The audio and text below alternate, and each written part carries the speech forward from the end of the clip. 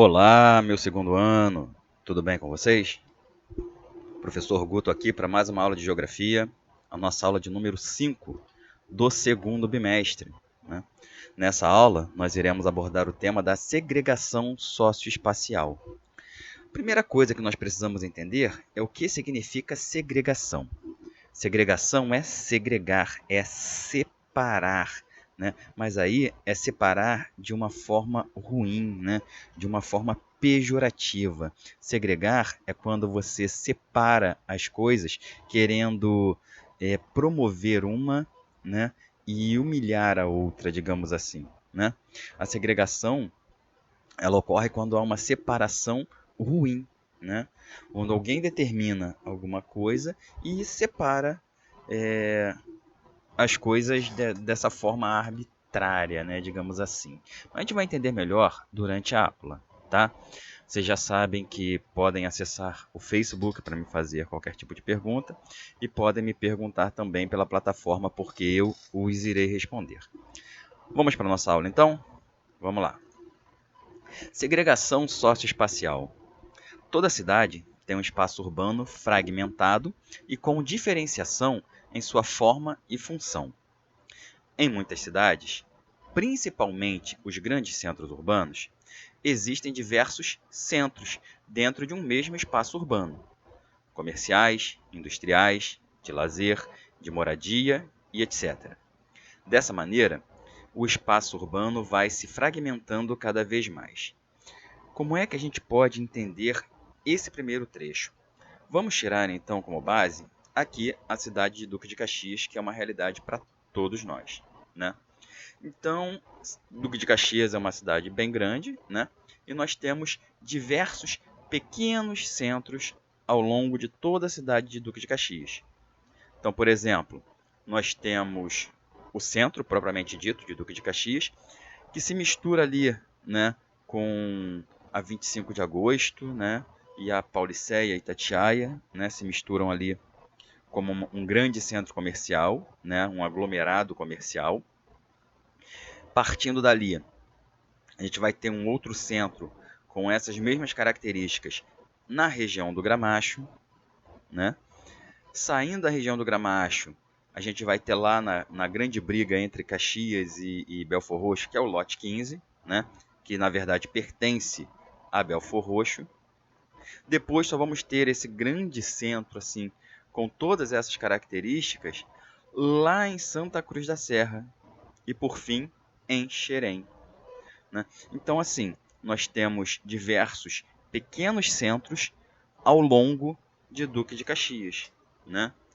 E é claro que todo bairro vai ter o seu centro comercial, a sua parte comercial, como a gente consegue encontrar, por exemplo, no Sarapuí, como a gente consegue, por exemplo, encontrar lá no Jardim Primavera, mas não é um centro com toda a gama de serviços que um centro, que um pequeno centro deveria ter, né? Então vamos dar sequência. Mas não só no aspecto econômico, a cidade vai se fragmentando. No aspecto social também. Na verdade, o social e o econômico estarão sempre unidos. O poder público tem grande responsabilidade por essa fragmentação urbana. Em vez de buscar manter certa homogeneidade entre os espaços da cidade, ele faz o contrário. Ou seja, ele cria, né, pequenos centros e vai separando os demais, criando subúrbios, né? Suburbano, então uma área suburbana, uma área suburbana. Um bom exemplo de a gente explicar isso, por exemplo, é no município do Rio de Janeiro, que é a capital. Não sei se vocês conhecem o Rio de Janeiro, mas certamente tem algum conhecimento. Então vamos imaginar assim, centro do Rio de Janeiro. A gente tem tudo, tudo. Nos bairros da Zona Sul, você tem tudo em todos os bairros, né? Em todos os bairros da Zona Sul, você tem, por exemplo, grandes centros comerciais. Você tem isso em Ipanema, Copacabana, Leblon, na Ipanema, na Glória. Você tem todos esses serviços, né? Quando você vai, né, para a área suburbana, e aí você já foge um pouquinho, vamos botar assim, Zona Sul. tem tudo em praticamente todos os bairros. Centro tem tudo. E quanto mais você se afasta do centro e da zona sul, que estão colados, né, você vai tendo menos serviços, com a exceção da Barra da Tijuca e do Recreio dos Bandeirantes, que são áreas que estão em ascensão, né? São áreas de especulação imobiliária, então são áreas em que as pessoas de poder aquisitivo um pouco mais elevado estão investindo e por isso a gama de serviços lá é bem oferecida. Mas vamos pegar do centro em direção à zona oeste. Vamos lá. Você tem o centro, né? Depois você vai ter um outro grande polo comercial que é a Tijuca, na zona norte. Depois da Tijuca, você só vai ter essa mesma gama no Meier. Depois do Meier, você vai ter isso em Madureira. Depois de Madureira, você vai ter isso em Bangu. Depois em Campo Grande. E por fim, em Santa Cruz, né? Santa Cruz do Rio. Então, nessas regiões, nós temos diversos bairros que ficam esquecidos, que são criados como subúrbios mesmo, né? Precisam ter acesso a esses bairros principais, a esses pequenos centros, para ter serviços, né? E aí a gente tem um monte de bairro, né, que fica próximo, fica no entorno desses grandes bairros comerciais para poder ser atendido por eles. Então, por exemplo, nós temos ali um exemplo que eu acho que todo mundo conhece, quem se não conhece tem uma noção, Madureira. No entorno de Madureira, nós temos ali Cascadura, Engenheiro Leal, Cavalcante, Tomás Coelho, nós temos Oswaldo Cruz, nós temos Bento Ribeiro, tudo isso ali no entorno de Madureira, né? Então, é assim que funciona esses pequenos centros comerciais. E aí, quanto mais longe desses centros comerciais, as moradias vão ficando mais baratas, né? As casas, os aluguéis, os apartamentos, o que dá um certo acesso às pessoas com menos poder aquisitivo, né? Com menos renda. E por isso são chamados de suburbanos, porque muitas vezes as autoridades políticas não se preocupam em fazer um investimento ou manutenção dessas áreas, como faz nessas áreas mais centrais. Assim, determinados espaços da cidade possuem melhores condições de infraestrutura e outros não. Eu acabei de explicar para vocês. Algumas partes da cidade recebem bom tratamento de esgoto, rede de água, iluminação pública e transporte coletivo de qualidade. Em outras partes, a população residente não tem asfalto, coleta de lixo, tratamento de esgoto, água encanada e etc. Isso vocês conseguem perceber no entorno de vocês, né? Então, por exemplo, o pessoal que mora lá no Pantanal tem que andar até o Gramacho para pegar um trem. O pessoal que mora no Sarapuí, a mesma coisa. O pessoal do Jardim Gramacho, a mesma coisa. Ou anda até a estação, ou esse pequeno centro principal, ou toma uma outra condução para conseguir chegar a ele. Logicamente, os bairros e os lugares com melhores condições de infraestrutura serão mais valorizados economicamente e se localizam próximos ao centro da cidade. A população mais pobre não consegue residir nesses locais por não conseguir comprar ou mesmo alugar uma casa nesse bairro valorizado. Espacialmente, os bairros menos valorizados estão localizados na periferia da cidade. Periferia no entorno, tá? Na área periférica. Em lugares distantes do centro, onde se encontra a maior parte dos serviços e comércio. Foi o que eu já expliquei para vocês desde o slide anterior, tá? Então não vou me alongar nesse parágrafo não. A divisão da estrutura urbanística, juntamente com o aumento da população e da própria cidade, promove uma precarização em relação ao todo da malha urbana, pois os habitantes não se apresentam na cidade inteiramente, e sim em partes que se relacionam com o cotidiano das pessoas, ou seja, local de residência, local de trabalho, onde estudam, entre outros lugares de convívio. A cidade é dividida também por fatores financeiros ou de renda. As desigualdades se concretizam no contexto do arranjo urbano. Essas características são provocadas simplesmente pelo fato das desigualdades sociais estarem presentes na maioria dos países capitalistas. Quanto maiores as disparidades socioeconômicas entre as classes sociais, maiores são as diferenças nas moradias, nos serviços públicos e na qualidade de vida. A população de baixa renda depende efetivamente da qualidade dos serviços públicos para alcançar melhor qualidade de vida, tanto na área da educação, como na saúde, transporte coletivo, além de outros. Para obter êxito, é preciso que tais serviços sejam executados adequadamente. Então, por exemplo, vamos pegar aqui novamente o exemplo de Duque de Caxias. Nós temos a região do centro, né, que é uma área nobre de Duque de Caxias. Normalmente as áreas centrais são valorizadas, né?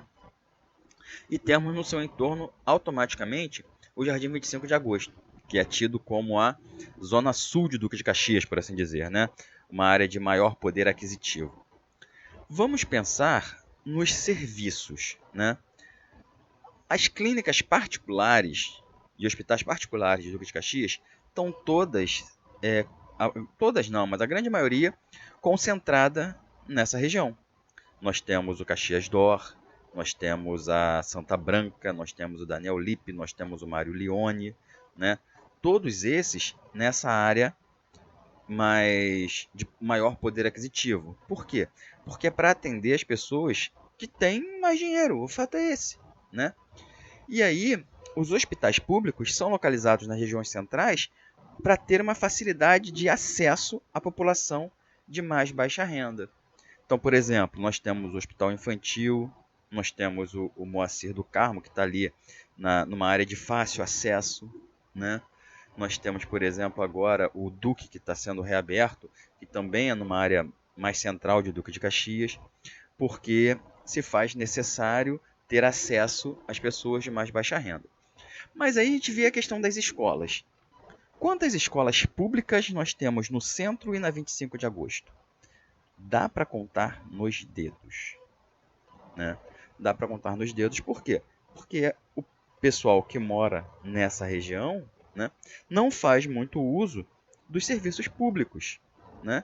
Então, nós temos muito mais escolas particulares nessa região do que colégios públicos. Por quê?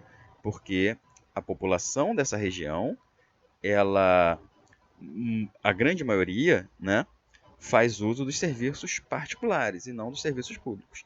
E quanto mais longe do centro a gente vai ficando, essa realidade vai sendo modificada. Tá ok?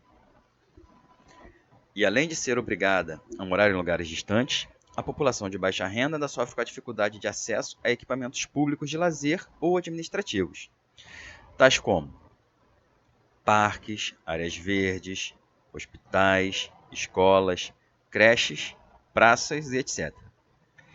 Esse conjunto de fatores é denominado segregação socioespacial, ou seja, camadas da população são levadas a morar em lugares distantes, com dificuldade de deslocamento a lugares centrais, ou seja, transporte, seja comércio ou local de trabalho, além de serem desprovidas de equipamentos públicos.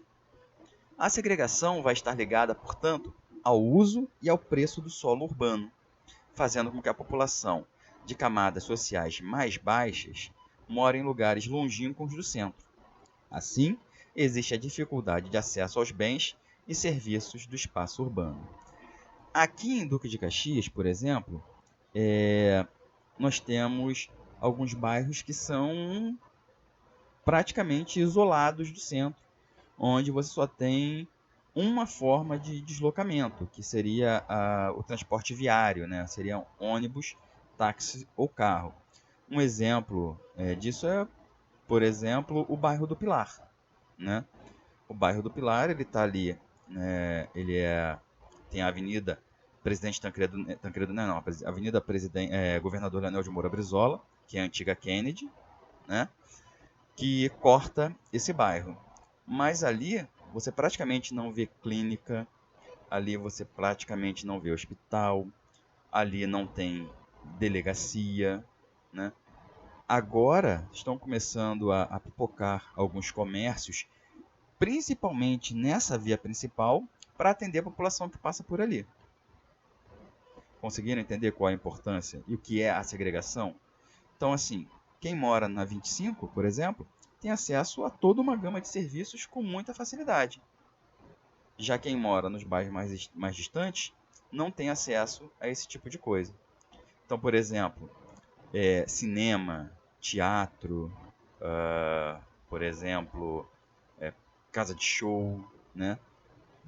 Clubes, nessas áreas mais distantes, a galera praticamente não tem acesso a esse tipo de serviço. Isso é a segregação socioespacial. Espacial, porque é o espaço que é jogado para mais longe do centro, e social, porque fazem isso exatamente com a camada mais pobre da população. Então, galera, o que eu preparei para hoje foi isso. Espero que todos tenham conseguido entender. Se não entendeu, entra lá na plataforma e pergunta, ou entra no Facebook e pergunta que eu vou responder, tá? E no que precisarem, eu vou estar sempre à disposição de vocês. Desejo a todos uma ótima semana e, como não poderia deixar de ser, bons estudos. Um forte abraço. Tchau, tchau, galerinha. Espero vê-los em breve.